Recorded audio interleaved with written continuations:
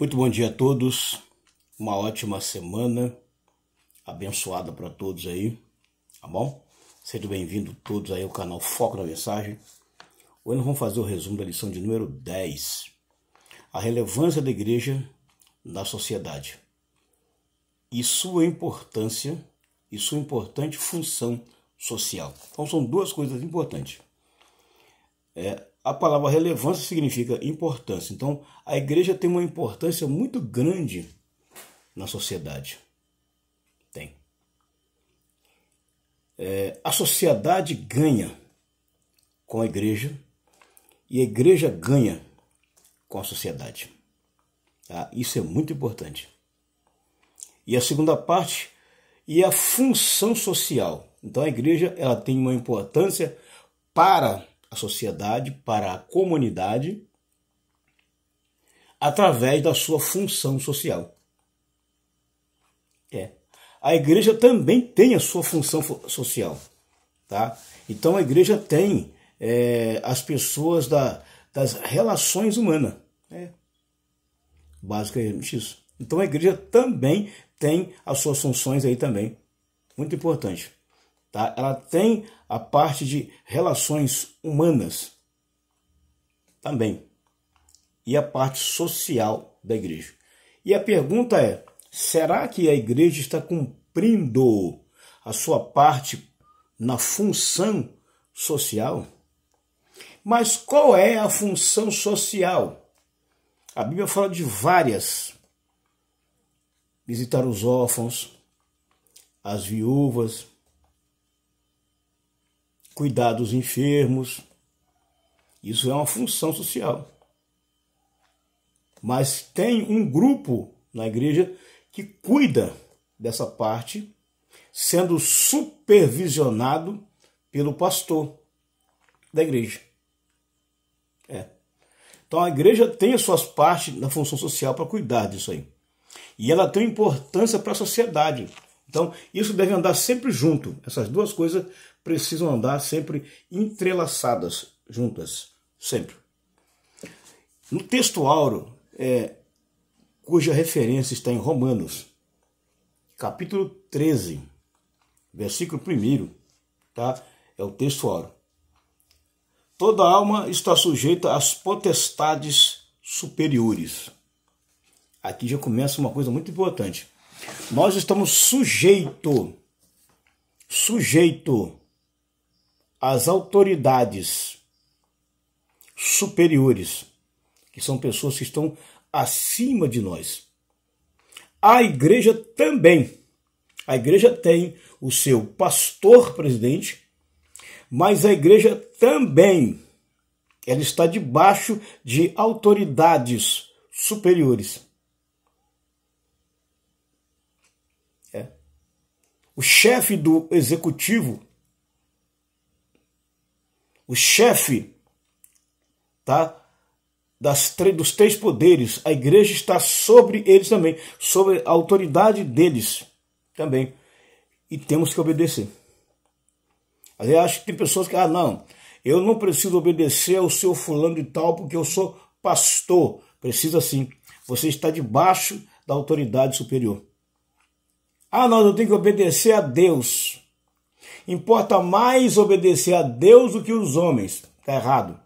Você precisa obedecer a Deus e obedecer às leis humanas também. Nós estamos debaixo delas. Estamos aqui, ó.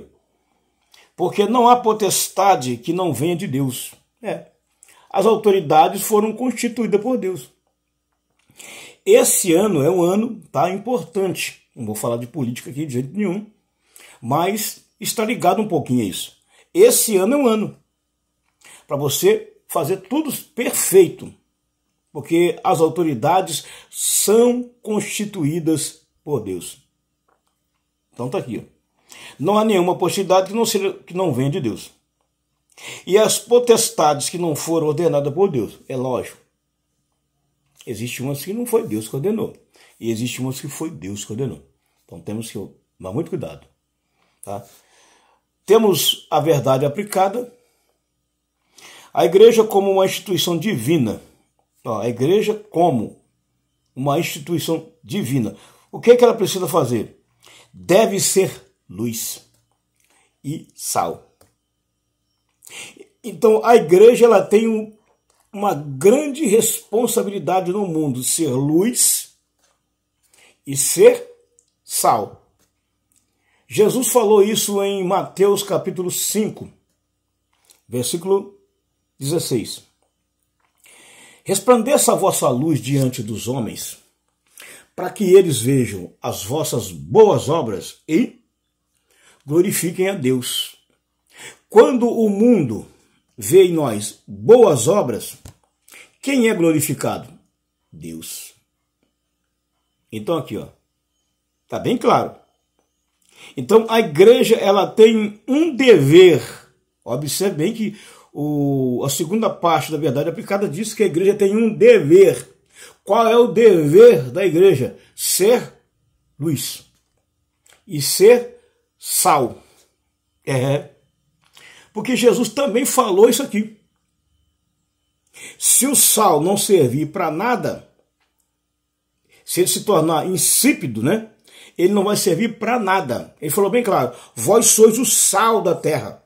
Mas se o sal se tornar sem sabor, ele não serve para nada, a não ser para ser pisado pelos homens. Assim diz a palavra do Senhor.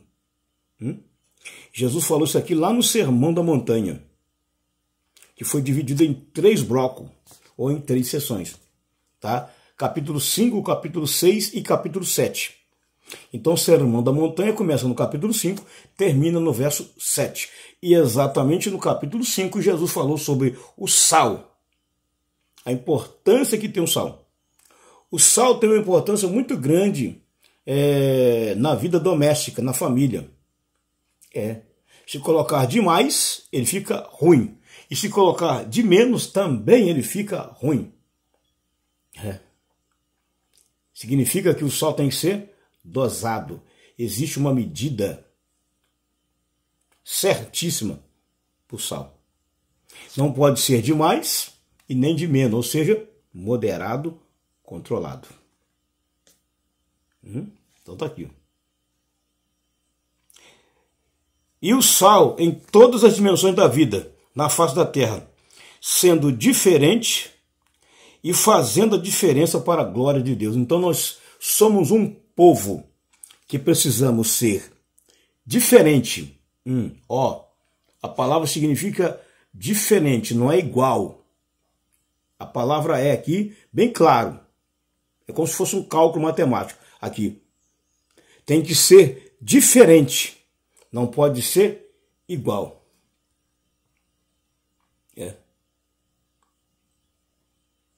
Quem trabalha com a matemática, com os cálculos matemáticos, vai saber disso aqui. Mais com mais vai dar quanto? Menos com mais vai dar quanto? O resultado tem que ser igual. Não pode ser diferente. Se o resultado está diferente, significa que alguma coisa está errada. Observou que tudo leva para a área da matemática, para a área do cálculo? Então está aqui. Temos que fazer a diferença. Sempre. Para a glória de Deus. O tópico primeiro, tá? É apenas um resumo. O tópico primeiro, ele diz o seguinte. Entendeu, gente? Então, ó, a primeira parte da lição diz o seguinte: ensinar sobre o nosso papel diante das autoridades. Nós temos um papel aqui. Esse ano é um ano eleitoral. A igreja tem um papel de eleger um prefeito e um vereador. Então nós temos um papel, temos um dever. A igreja não pode simplesmente entrar nessa. Eu não vou votar, eu não vou eleger. A igreja tem um papel. E nós, como crentes, não podemos ser submissos, insubmisso, e negligente. Como cidadão, nós temos que cumprir o nosso dever e a nossa obrigação. Então aqui, ó, bem claro, ensinar sobre o nosso papel diante das autoridades. A Bíblia diz bem claro que nós devemos orar pelas autoridades, para que nós tenhamos uma vida quieta e sossegada. Então nós temos o dever e a obrigação de interceder pelas autoridades. Então você deve conhecer o texto bíblico e não ficar questionando. Ore pelas autoridades. É um dever nosso. Está escrito na Bíblia. O apóstolo Paulo ensinou muito sobre esse papel da igreja. Orar pelas autoridades. Não importa quem é que vai chegar lá. A mim não é interessante quem vai chegar lá. Alguém vai chegar lá. Queira você sim, queira você não, alguém vai chegar lá. E a igreja tem um papel. Simplesmente orar. Isso é o dever. Está na parte 1 da lição. Ó, o papel social do cristão. Tá? E sua participação perpassa toda a história bíblica. Significa que o nosso papel hoje está dentro da Bíblia Sagrada. Lá no Velho Testamento e no Novo Testamento. Tá? Infelizmente nós temos uma regra que precisamos obedecer. E muitos não querem obedecer e depois começam a colocar a culpa nas autoridades de perseguição. Porque você não lê a Bíblia. Vai ler a Bíblia para você entender qual é o papel, qual é o dever da igreja. Pagar os impostos em dia, IPVA, DPVAT, essas coisas tudo. A igreja tem um papel. E nós temos que cumprir. Não adianta ficar reclamando, choramingando, não. Temos que cumprir o dever e cumprir a obrigação, que é mandamento bíblico. Se você descumpre o mandamento bíblico, você está desobedecendo a Deus. Tome cuidado com isso aí. Ó, a presença de homens e mulheres de Deus no contexto de participações sociais tem seu início nos primórdios da humanidade. Ó, então, homens e mulheres lá atrás já participavam. Isso não é novo, não. Não é nenhuma novidade, não. Eu não vou entrar em nenhum médico, em nenhum mérito aqui para não gerar problema. Mas a gente vê de vez em quando por aí, pastor pode ser político? Bom, eu não vou responder aqui. Não vou responder. Que fique bem claro que eu não vou responder para não gerar atrito.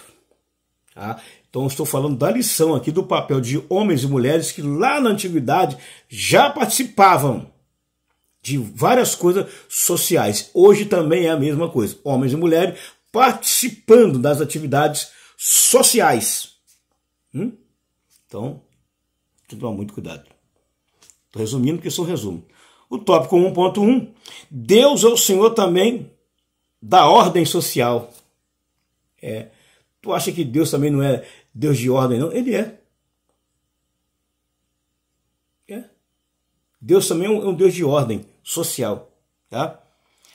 Aristóteles afirma que o homem é um ser político. O homem pode ser apartidário, mas nunca apolítico.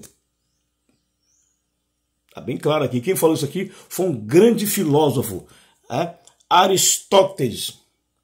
Aristóteles foi quem falou isso aqui. Então busque lá o que Aristóteles falou sobre isso. Leia e entenda qual é o seu, o meu, o nosso, o vosso papel na sociedade. Estou resumindo que é bem extenso aqui.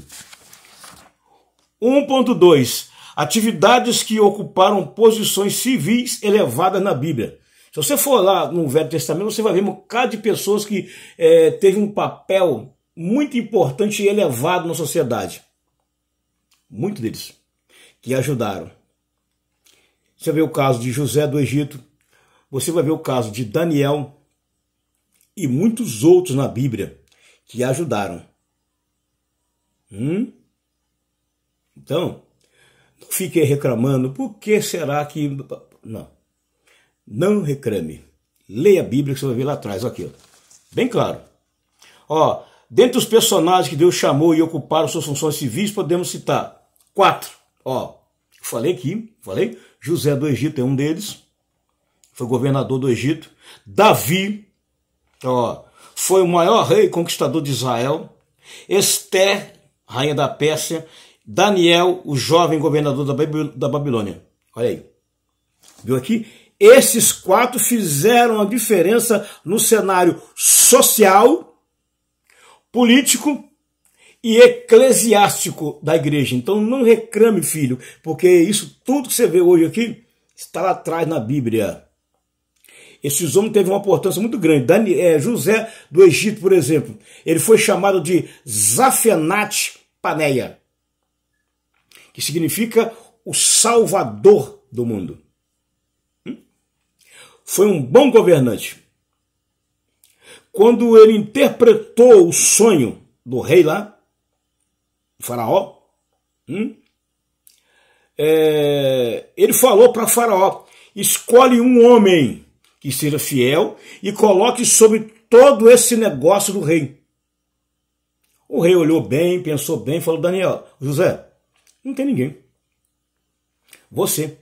Você vai ser o segundo no reino, mas sempre submisso à minha ordem. E tudo que José falou com Faraó se cumpriu e José foi próspero. A mesma coisa foi com Daniel, a mesma coisa foi com Esther, a mesma coisa foi com Davi. Então, filho, lá atrás no Velho Testamento tem isso, no Novo Testamento também você vai encontrar esses personagens aqui também que ajudaram muito. Então tá aqui, ó, é o 1, 2. No 3, o Estado e a Bíblia. No Antigo Testamento traz imune a ideia do Estado com a instituição de monarquia no Antigo Israel, séculos 21, séculos 11, né, ao século 6 a.C. Conforme a narrativa bíblica, o juiz Samuel recebeu dos anciões do povo os pedidos que desse um rei para Israel, assim como as demais nações. Lá atrás o povo começou a pedir a Deus um rei. Por quê? Porque a nação era governada por juízes, profetas, não tinha rei. Não. Tanto é que Samuel, ele exerceu tríplice função. O profeta Samuel teve 3 funções no Velho Testamento. A nação era governada por juízes, porque não tinha ainda um rei. Aí o povo vai orar, vai pedir a Deus um rei. Só que ele levanta Saul, tá? Levantou Saul, mas foi pelo povo, não por Deus. Davi já foi por Deus. Você viu a diferença? Uma escolha do povo, Saul, e Davi, uma escolha de Deus. E quem foi mais próspero? É só ler a Bíblia. Não preciso falar mais nada. Só ler a Bíblia. Tá? Eu estou resumindo bem, isso aqui é apenas um resumo que o miolo, o melhor a gente estuda lá na escola dominical, que é a parte 1.3, o Estado e a Bíblia. No Novo Testamento nós temos aqui também, ó, pessoas que foram instrumentos usados por Deus. Ó. Assim, os que resistem ao Estado afrontam a Deus. Ó, quando você resiste ao Estado, você está afrontando Deus. Tem muita gente que não sabe disso porque não lê a Bíblia. São ignorantes e arrogantes.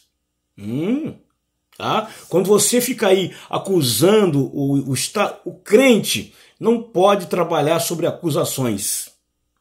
O crente tem que ser separado, neutro, ele não pode ficar acusando ninguém. Toma cuidado. E quando a sua igreja, o seu ministério, for caçado e perseguido, não fica reclamando, porque você está afrontando Deus quando você persegue o Estado. Tome cuidado. Referências em Romanos capítulo 13, verso 2, Romanos 13, versículo 4, 1 Pedro 2, verso 14, Romanos 13, verso 6, 7, 1 Timóteo 2, verso 1 e 2, Atos 5, 29. Leia as referências bíblicas para você tomar muito cuidado para não ficar afrontando o Estado aí. Você afronta o Estado, você afronta o próprio Deus. Nesse contexto, o Estado é servo do Deus Altíssimo para aplicar a justiça. Entendeu? Logo, ele não é um problema para os que fazem o bem, mas os que praticam o mal. Assim é lícito pagar tributos e impostos ao Estado. Quando você sonega imposto, cuidado. Você pode ser penalizado pelo Estado e não adianta reclamar. Eu sou crente. Não, filho, você é crente, mas você é cidadão. E se você é cidadão, tu tem que pagar os seus impostos. Seu IPVA, seu IPTU, sua conta de água. Filho, não tem jeito. É bíblico. E eles estão ali regidos pela maior Constituição. E nós temos que obedecer. Há um bocado de crente por aí pagando um preço muito duro, muito caro, porque se levanta contra o Estado, não paga tributo, só nega imposto e depois fica reclamando. E está pesado, tá muito alto, está caro, está pesado, está sargado. Mas a igreja paga em dia. Se a igreja não pagar, a igreja é penalizada, pode ser fechada também como negligente. Toma cuidado, hein? Vai ler a Bíblia. Então está bem claro aqui, ó. Pagar tributos ao Estado, bem como temos a recomendação de orar pelas autoridades públicas. A igreja está sujeita à autoridade do Estado desde que não haja interferência em nossa fé e em nosso culto a Deus.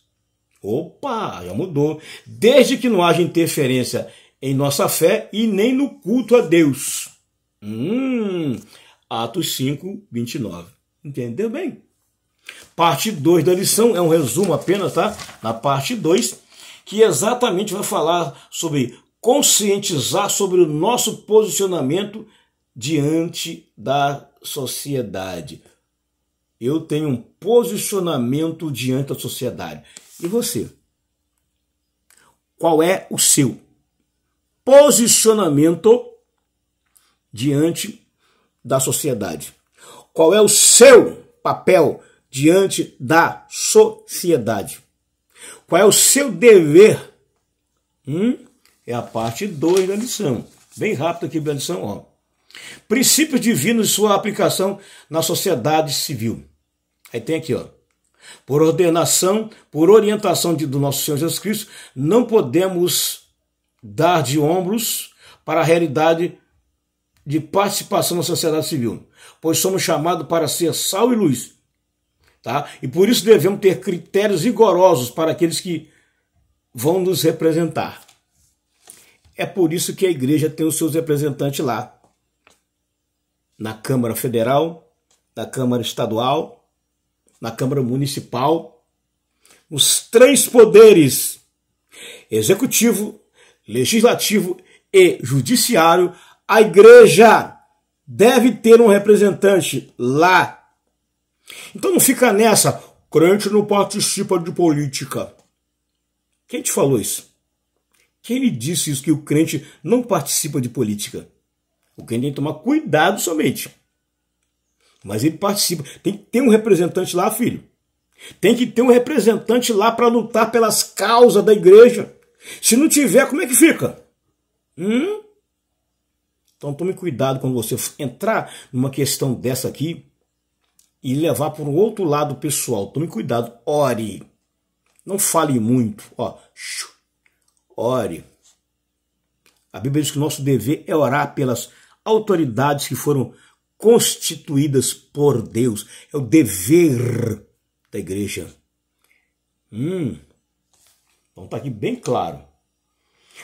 Como cidadãos desse mundo, tá? E exemplo para a sociedade, é necessário escolher bem os representantes do povo. Aqui já, esse 2:1 já falou tudo.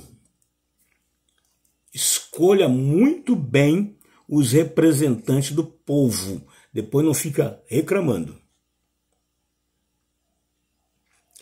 escolha muito bem o representante do povo.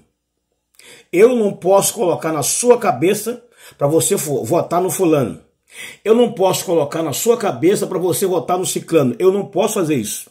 O meu dever é no mês que vem ir lá e carimbar o meu voto. Só isso. E também não posso ficar falando em quem eu vou votar. Não. Voto é fechado. Voto é secreto. E acabou a história. Não fica... Não. Voto é secreto, é fechado. Vote em quem você quiser. É secreto e fechado. Acabou a história. Acabou a história. Ó, escolha muito bem. 2-1. Os representantes do povo. Depois, não ficar reclamando igual aquele povo lá. Escolheram Saul. Não deu certo. Não deu certo. Aí Deus teve que interferir e enviou um outro para suceder o lugar de Saul. Tá? É o 2-1. É a parte mais importante da lição. O 2-2. O povo de Deus não deve ser omisso, mas participante. Isso aqui também já falou tudo. Não seja omisso. Tem um bocado de pessoa por aí. Eu não voto. Eu não voto. Eu não voto em ninguém. Você pode não votar em ninguém. E ser omisso. Omisso. Você sabe fazer, mas não quer fazer. Com ou sem o seu voto, vai sair um prefeito de cada cidade. Com ou sem o seu voto, vai sair um prefeito e um vereador da sua cidade. Com ou sem o seu voto. Mesmo você sendo omisso. Agora, o crente omisso, ele traz um grande prejuízo para sua família, para sua casa. Quando você é omisso, você traz um grande prejuízo para sua família e para sua casa. Você não vai trazer para sua cidade, não. Para sua casa e para sua vida. Porque depois você vai ter que ir lá justificar e pagar porque você simplesmente não quis votar. Se tornou omisso. Tome cuidado. A Bíblia Sagrada ela é bem severa nesse critério aí. Bem severo. Tá? Não deve ser omisso, mas participante. Ó, a omissão dos cristãos não corresponde aos princípios bíblicos. Nem a expectativa de Deus. Omissão, segundo a Bíblia, é pecado. Então, omissão também é pecado. Não é só prostituir que é pecado, não. Omissão também, omitir. Ele entra na classe de pecado. Você está em pecado de rebeldia e de desobediência. Tome cuidado com isso. Quando há participação do povo de Deus em várias funções do Estado, há progresso surpreendente para a glória de Deus. Olha aí, quando o povo participa consciente, opa, que maravilha. Estou resumindo que a lição é grande, viu? O 2-3, a igreja precisa de representantes que amem a justiça. Aqui a gente já falou tudo. A igreja precisa sim de representantes, mas que ame a justiça. Não faça o inverso. Falou? Parte 2-3, acho que já falou tudo aqui. Não precisa nem ler mais nada. Ó. O povo de Deus precisa participar efetivamente, priorizando valores éticos, morais no reino de Deus.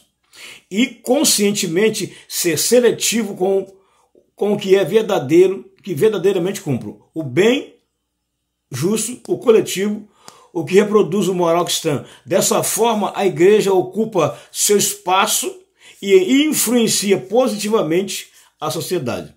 Os nossos representantes devem ser porta-vozes da retidão e da moral divina em tudo que fazem, sejam em grande tribunal ou em pequena ação comercial.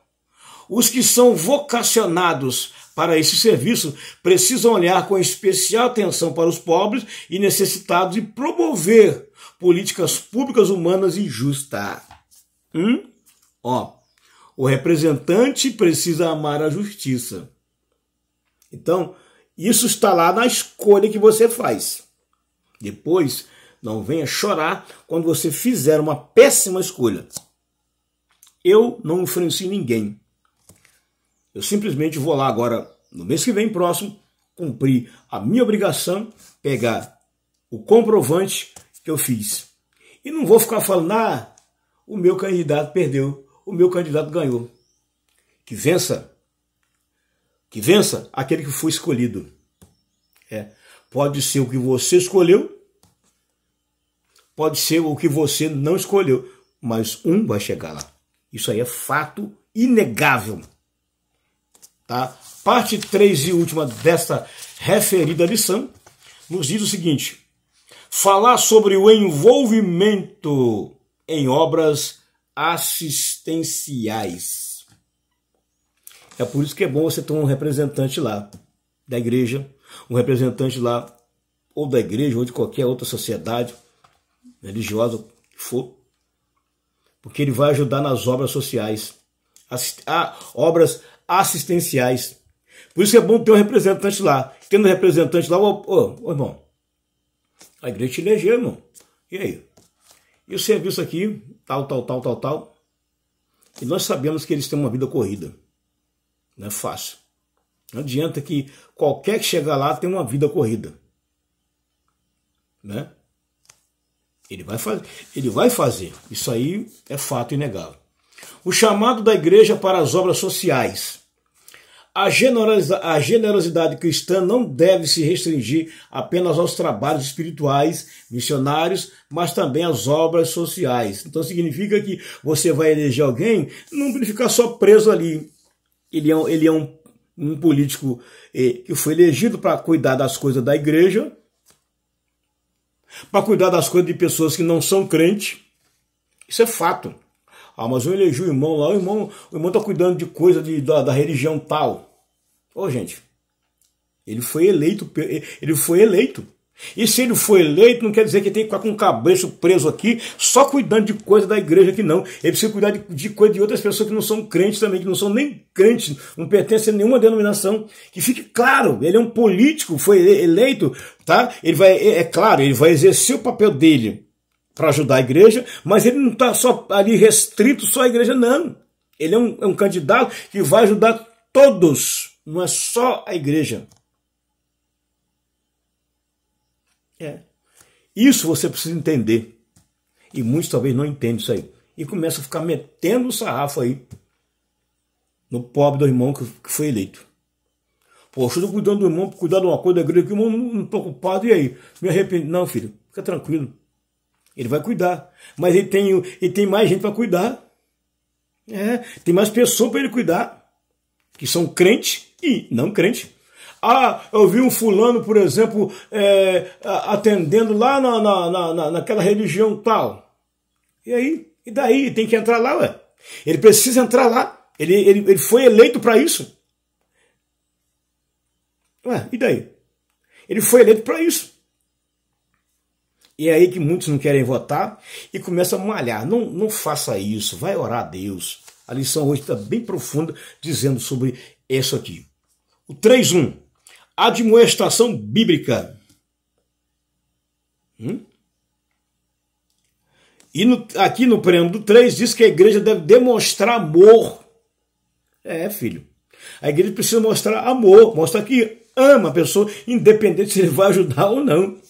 Tá? Aí tem a Bíblia, o conselho bíblico, o capítulo 58 de Isaías, quando colocado em prática, atrairá vidas à igreja, tornando a verdadeiros condutores da graça divina através de ações humanitárias, todavia para que possa compreender melhor a missão que a igreja possui em relação às obras sociais, vamos entender o conselho divino retratado no livro do referido profeta, no Isaías 58, versos 5 a 11. Depois você lê lá.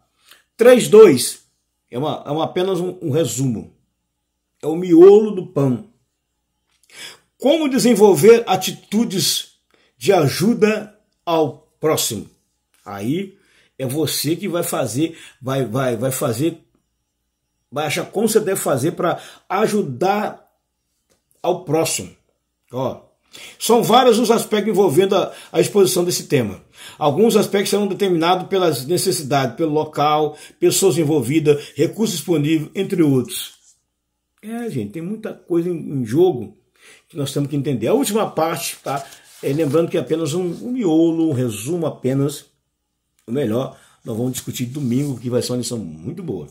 3.3, o último, obras sociais como fator de crescimento da igreja. As obras sociais da sua igreja estão crescendo? Quem você elegeu está ajudando?